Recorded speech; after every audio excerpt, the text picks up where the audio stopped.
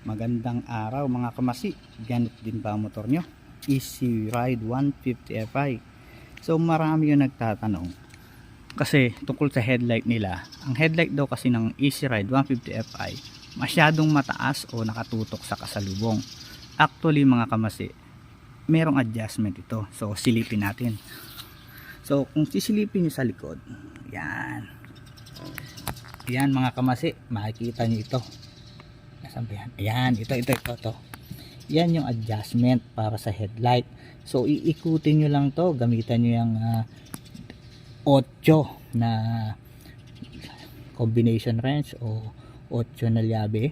Ikot nyo yan. So hindi ko lang maalala kung clockwise o counterclockwise, pero syempre ito malalaman nyo naman yan. Ikutin nyo ng konti, makikita nyo kung tataas o bababa yung inyong ilaw. So yun na mga kamasi, ito yung adjustment para sa headlight ng Easy Ride 150 Fi. So, yun.